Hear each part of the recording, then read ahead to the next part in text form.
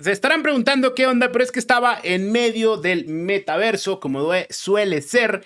Pero antes de llegar al metaverso, a llegar a todo este gran ecosistema, entendamos los porqués y entendamos cómo nacen muchas de las tecnologías que hoy en día nos están llevando a cambiar, a ver de una forma distinta lo que sería Internet. Así que, ¿qué te parece si entramos en esta charla de la antigüedad a Web3? Pasando por hechos históricos que nos ayudarán a nosotros a comprender cuáles han sido los cambios y cómo es que en nuestras manos está poder crear y seguir haciendo cosas interesantes por el pro de la humanidad. Así que vamos entonces con los slides en este momento por acá, para que entonces entremos en el detalle, como les decía, de la antigüedad a la Web3. Pero si te estarás preguntando quién es este que está por acá, de qué habla y por qué viene así, bueno, mi nombre es Oscar Barajas, mejor conocido como GNDX en las redes sociales. Particularmente soy un ingeniero de software con más de 20 años de experiencia, iniciando mi primer página web que me dejó ingresos en el 2001, aunque empecé a programar en 1998. No soy tan viejo, pero la historia me ha llevado a conocer varias facetas del desarrollo de la web. Actualmente soy Learning Engineer en Platzi, estoy galardonado como Microsoft MVP, soy parte de Twitch Partner y bueno, un Lead Developer Circles para Meta. Así que bueno, entremos en el detalle ya que sabes un poco de mí, qué hago y a qué me dedico y cómo ando. Así que vayamos, pero a un viaje al pasado, para ir a entender particularidades que nos van a dar a nosotros hoy la motivación para entender no nada más este ecosistema de la Web3, sino de muchas cosas que se vienen y que están en nuestras manos. Así que vayamos a este viaje en nuestra máquina que nos va a permitir llegar a estos lugares tan del pasado y a muchos años, que yo creo que a alguno le gustaría ir en estos viajes de verdad, pero bueno, no es posible del todo todavía, dicen por ahí. Pero bueno, Antiguo Egipto, 4000 años antes de Cristo es donde vamos a empezar nuestra historia, a ir conociendo particularidades que nos van a llevar a nosotros a entender el por qué. ¿Y por qué hasta este entonces? Pues es el primer registro que existe de criptografía, ¿sí? Que no es más que una forma que nos permite llevar un mensaje a otro, de A a B, de forma segura. Y si bien los jeroglíficos pueden pasar como una forma de cifrar un mensaje, no lo es, era una forma de comunicar. Pero en esta sociedad, en esta antigüedad del antiguo Egipto, es donde se tienen indicios de las primeras comunicaciones. Y si bien hace 4000 años existen, no fue hasta hace muy poco, con el descubrimiento de la piedra Rosetta, que pudimos descifrar muchos de estos jeroglíficos. Y bueno, por ahí también se han dado cuentas e indicios de este mecanismo. Pero realmente el indicio más cercano a lo que hoy nosotros conocemos como encriptar o mandar un mensaje de forma segura data de los griegos en 1200 antes de Cristo a 1146 antes de Cristo. Aquí ya existe un método que es probado, que es utilizado, es el cambio de ciertas palabras, una conjugación para poder llevar mensajes. Y claramente la mayoría de estos se llevaban a nivel de la guerra. Interesante cómo la guerra ha llevado a la humanidad a diferentes cosas de innovación y cambios. Podemos nosotros hoy en día cambiar eso y ahorita les contaré cómo podemos entrar en ello. Pero bueno, el cifrado de mensajes se lleva practicando desde hace más de 4000 años, eso nos queda totalmente claro. Pero, ¿por qué empezamos con esto? Bueno, porque es el dato histórico más antiguo que tenemos de una de las tecnologías o de los conceptos que hoy estamos utilizando dentro de la Web3. Pero bueno, ¿qué más hay? ¿Qué más tienes, Oscar? Bueno, te tengo cosas interesantes y espero que esto tomen anotación, que se cuestionen, que pregunten e indaguen más. La primer máquina, si así lo queremos ver, que utilizaba tarjetas perforadas para ejecutar un patrón o una serie de tareas fue el telar de Jacquard, la cual nos permitía generar ropa. Aquí hubo una revolución interesante por estas máquinas porque no las querían. Y recordemos que el ser humano históricamente siempre ha estado en contra de la innovación. no es porque no quiera, sino simplemente porque le tiene miedo. Miedo a perder su trabajo, miedo a ciertas comodidades y miedo a lo que nos dará la innovación, lo que nos darán estas máquinas. Y bueno, el telar, ahí está, 1801, una máquina que permitía, gracias a estas tarjetas, tener patrones y poder producir mucho más rápido que hacerlo a mano. Pero bueno, solamente para tener un dato histórico. Pero también vamos a los primeros pensamientos de lo que hoy en día serían los lenguajes de programación, lo que podría llevarnos a lo que hoy podemos tener y concebir como máquinas, cosas que funcionan. Si bien Ada dijo que las máquinas nunca iban a pensar, pues muy probablemente todavía no pase, pero sí acuñó términos interesantes de la programación, términos como los bucles, los for, las secuencias, entre otros elementos que hoy son parte fundamental de la programación. Y gracias a ella, quien de alguna manera tenía este pensamiento revolucionario para su era, ser mujer también en esos entonces, pues le llevó a ser reconocida como una de las grandes mujeres que aportó bastante a este ecosistema. Y hoy en día hay mucha referencia a ella gracias a algunos escritos que hizo y referencias de propia que nos dan lo que, como te comento, la base a la programación. Pero bueno, vayamos más adelante a las cosas. Y habrás preguntado cuál fue la primera computadora. Sí, hoy en día tenemos dispositivos como un celular, como estos dispositivos que sí, procesan muchas cosas y hacen maravillas en un pequeño dispositivo. Es más, veámoslo, en un pequeño más pequeño este dispositivo. Pero esta fue la primera computadora, hay algunos que se disputan, pero nació la Z1, 1936, en plena guerra, claramente. Y bueno, mucha de la innovación en estas máquinas nace en plena guerra. ¿Quieres una película que hable un poco acerca de todo esto? El Código Enigma. La puedes encontrar en muchas de estas plataformas y te va a dar mucha referencia de lo que te estoy dando. Pero quiero que vayas entendiendo particularidades. Fíjense los saltos en los años con diferentes innovaciones y cosas que estaban sucediendo. Z1, 1936. Después también se disputa por ahí en este mismo año Alan Turing con su máquina que pudo claramente lograr descifrar el código Enigma, 1936. Pero también tenemos ahí un detalle con la primer máquina, que no es la primer máquina, pero hay un dilema, y es que es Atanasov, 1937. Se dice que esta sí fue la primera máquina, simplemente por temas de patentes, y que en ese entonces la comunicación no era tan pública y los registros no dan datos tan exactos, pero sí se considera que pudo haber llegado a ser la primera máquina. Pero todos están en un rango de años. Interesante esto, ¿no? Bueno, espero tengas estos nombres anotados porque cada vez vamos a ir teniendo más datos referentes a la historia de la computación.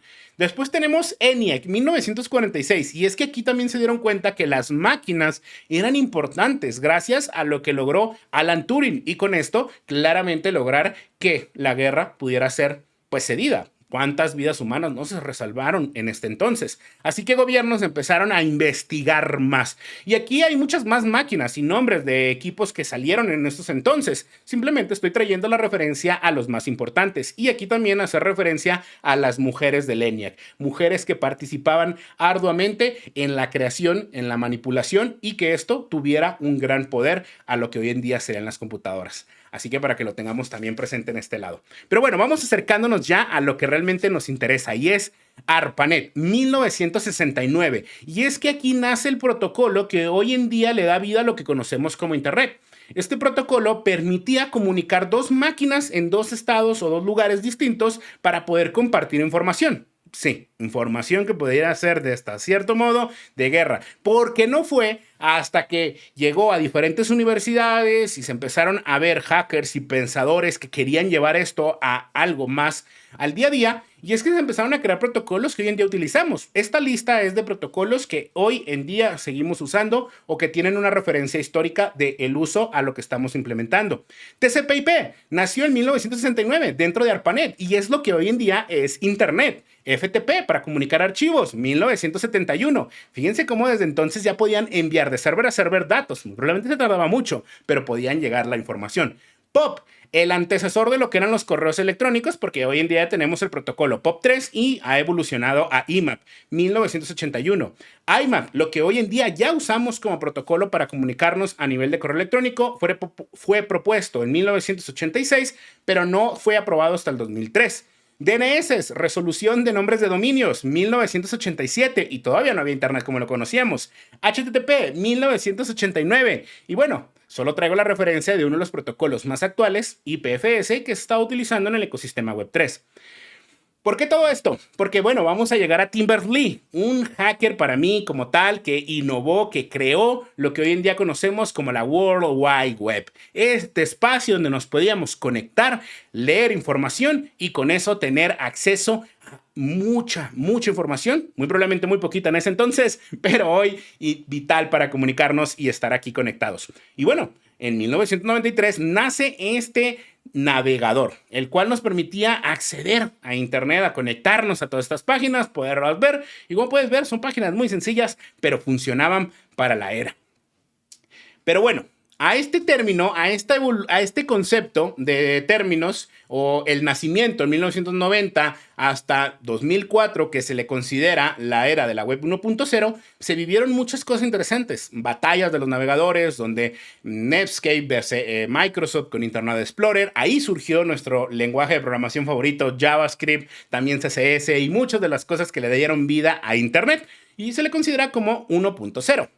No nace así, pero se le considera como tal. Después nace lo que sería la web 2.0. Este término se empezó a llevar bastante tiempo, jugaba bastante, porque aquí ya había el nacimiento de redes sociales, plataformas donde estábamos nosotros interactuando y éramos también creadores, no nada más consumidores. Y era interesante lo que hoy en día se sigue manteniendo con este concepto de web 2.0, que normalmente data del 2002 a más o menos 2018. Y bueno, tenemos lo que sería Web 3.0, pero fíjate la denotación, Web 3.0 no es igual a Web 3, y yo te voy a decir por qué, a pesar de que lo encontremos de diferentes formas. La Web 3.0 ya se hablaba por ahí del 2005-2006, apenas estábamos en el nacimiento de las redes sociales y ya se estaban acuñando términos como este, donde decía que la realidad virtual, la realidad aumentada, la web semántica, procesos dinámicos, entre una gran cantidad de cosas que al día de hoy ya nos alcanzaron. O sea, nunca definimos que en el nacimiento de estos dispositivos se iba a definir que era la web 3.0, pero ya teníamos en mente que iba a existir o que hacia allá íbamos a ir. Pero entonces se empieza a acuñar el término web 3. Más hacia la referencia de lo que es la implementación de tecnologías blockchain, tecnologías de cifrado, tecnologías que nos dan la propiedad, que nos dan ser partícipes de lo que nosotros queremos hacer. Recordemos que hoy en día las empresas pueden llegar a controlar nuestros datos porque sí, tú subes información a tu Instagram, pero muy probablemente no es totalmente tuya. Y si el día de mañana tú quisieras descargar tu backup, no lo vas a ver como se vería en Instagram. Así que ten cuidado con esa información que estás compartiendo por ahí. Pero bueno, vamos a hacer un resumen de esto y decir que la web 1.0 era simplemente de lectura. Después definimos a la web 2.0 como lectura y escritura. Y ya hoy en día podemos definir que la web 3 es lectura, escritura y propiedad. ¿Y por qué digo propiedad? ¿Qué tiene que ver esto? ¿Y qué tiene que ver cómo me puedo volver desarrollador de la web 3.0? Bueno, déjame decirte que la implementación de muchas tecnologías que podemos ver que desde los años antes de Cristo, 4000 por estar hablando en fechas exactas, se empezaron a tener conceptos como el cifrado. Tenemos conceptos de la programación. Tenemos nuestras primeras máquinas y es hasta entonces que empezamos a ver cómo se van a ir interconectando. Existieron personas denominadas los cypherpunks, que fueron aquellas personas que le dieron importancia al cifrado de la información, a qué se podía hacer con ellos. Bitcoin no fue la primera moneda que nació, sino que ya antes había algunos indicios de creadores que estaban intentando llevar moneda digital con una propuesta cifrada, con una propuesta segura, con una propuesta que hoy en día nos están dando todos estos activos que hoy en día existen, como puede ser Bitcoin, Ethereum, entre otros, y solamente por mencionar los más populares. Gracias a esto también nacieron temas de conceptos de descentralización, que no es más que no dependa la información de una sola entidad, sino que sea de las personas, de nosotros. Así yo puedo hacer propiedad de mis cosas y poder controlarlas de mi gusto a donde yo quiera y como yo quiera. Así que todos esos conceptos se fueron maquinando y fueron pensadores que fueron creando todas estas cosas. No fue hasta el nacimiento del Bitcoin que nos llevó a nosotros a pensar que podríamos tener un activo que nos puede representar, que tiene hasta cierto punto un límite y que con él podemos hacer muchas maravillas. Si bien más personas han inspirado sus trabajos en estas iniciativas, por lo tanto, nacen proyectos y protocolos nuevos y hoy en día tenemos un auge de implementaciones de recursos que no nada más están pensados sobre los temas financieros, sino también sobre cómo podemos sacarle ventaja en otras áreas, en el área de la salud, en el área del ecosistema de transportes. Hay empresas utilizando blockchain privadas para manejar todos sus inventarios y hay procesos que permiten implementarles dentro de las nubes más conocidas. Por lo tanto, la blockchain no tiene que ser siempre descentralizada, sino como es un aliado para que tú puedas implementarla dentro de cualquier innovación que quieras crear. Porque nos da una opción interesante. Veamos la blockchain como una base de datos pública a la cual todos podemos acceder, pero si quisiéramos escribir, tiene un coste. Un coste que puede ser representativo de diferentes formas, pero de esta forma podemos sacarle ventaja. También tenemos la cuestión del cifrado, entre otras cosas que han ido naciendo, como el protocolo público de archivos, IPFS, que no es más de Interplanetary File System. Me encanta cómo las personas que idearon esto ya están pensando no nada más aquí, en este plano, sino en más. Así que por eso me gusta bastante ese nombre. Así que, ¿cómo te puedes convertir en un desarrollador web 3.0?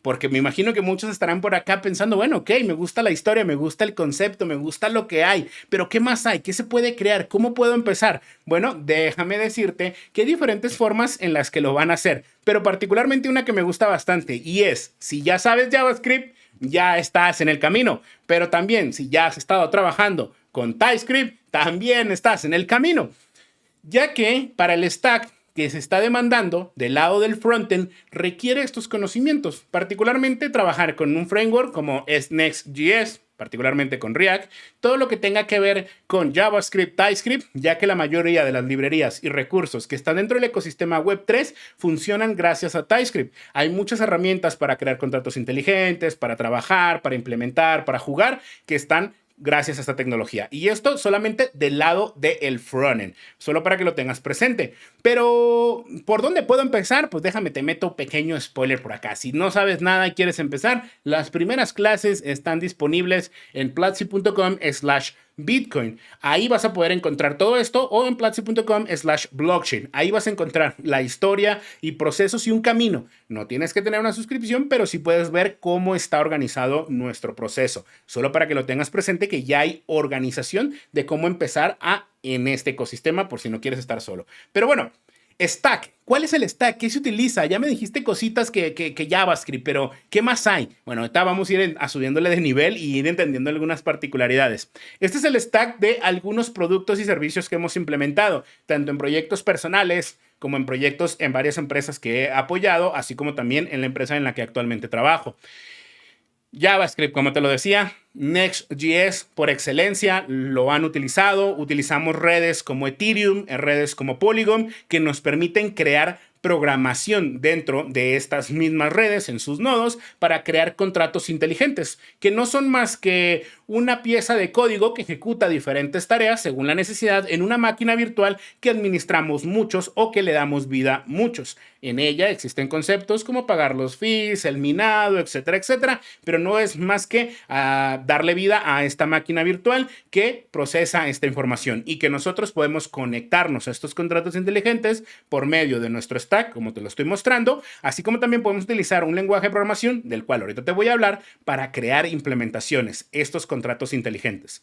Podemos también ir implementando recursos como Firebase, podemos tener IPFS para almacenamiento de lo que serían nuestros archivos, como te lo decía, Interplanetary File System. Podemos comunicarnos a nodos y leer información de la blockchain. Imaginemos que tenemos nuestro sistema de inventario 100% seguro, que sabe cuál es el tracking del producto desde su fabricación de cada una de las piezas, la composición, hasta llegar al cliente final y todo en una cadena. Claramente te puedes comunicar por medio de JSON RPC y también hay despliegues muy populares dentro de lo que sería Vercel. Esto simplemente para lo que se denomina el frontend. Y aquí viene Solidity. ¿Qué es? ¿Qué hay? ¿Qué viene? ¿Por qué? Bueno, Solidity es una propuesta de un lenguaje de programación orientado a el tipado, o sea, es fuertemente tipado, tenemos que definir muchos de los elementos, pero si vienes de JavaScript o TypeScript y por algún momento en la universidad o en algún lado trabajaste con Java, se te va a hacer muy familiar. Realmente no es difícil, no es no es tan difícil entenderle. Lo que sí hay que tener presente dentro de Solidity es el manejo de la memoria, el tema algorítmico, matemático, ya que al momento de que nosotros construimos nuestros contratos inteligentes, que son estas piezas de código que viven en esta máquina virtual, que ejecutan diferentes tareas, que como te lo he mencionado, si vas a leer es totalmente gratuito, si vas a escribir, vas a generar una transacción, vas a enviar assets digitales y va a suceder una interacción, esto tiene un coste basado en la red, entre otras cosas. Pero es un lenguaje de programación fácil de entender, muy amigable, que te va a permitir crear estas piezas de código. Y una analogía que yo siempre digo es que ni siquiera es un contrato y no es inteligente. Hace la referencia a un contrato de persona a persona, como si estuviéramos estableciendo una forma en la que nos vamos a alguien vender algo y en este caso va a suceder algo. Claramente hay unas condiciones y si se llevan a cabo, pues va a suceder. Pero se lleva al plano digital, por eso contrato y también inteligente, ya que claramente vive en esta máquina virtual. No es difícil aprenderlo, es muy fácil y existen muchas herramientas hoy en día que te van a ayudar a ti a avanzar. Pero, Oscar, yo no sé Solidity, no quiero aprender, yo ando en Rust, ando en C++.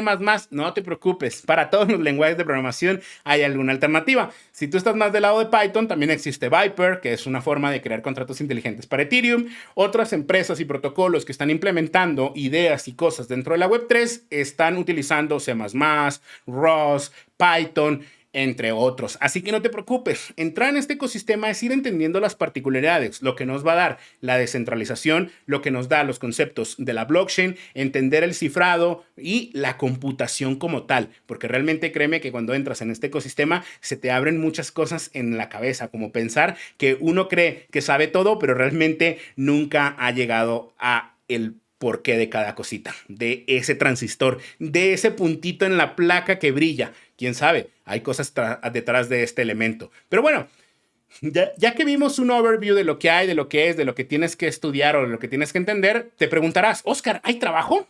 Oscar, cuéntame, o sea, realmente, pues déjame decirte que sí, Web3 existe, hay mucho de esto, hay muchas implementaciones, se está buscando mucha a nivel laboral, sí están buscando ingenieros, los salarios también son muy buenos, la verdad es que hay un auge bastante a nivel Latinoamérica, más que nada también por cuestiones de la economía de diferentes países que están adoptando la tecnología muy rápido y están naciendo bastantes empresas alrededor del ecosistema cripto. Sí, de un lado pensado por el tema financiero, pero de ahí se desprenden muchas otras más necesidades que han estado saliendo. Temas como el arte y los NFT que han hecho que artistas vean más la tecnología y no en contra como antes se tenía presente. Así que ten presente que sí hay bastante y que hay muchos recursos en los cuales ustedes pueden buscar en dado caso, pero también sin duda esto los va a llevar a un gran ecosistema.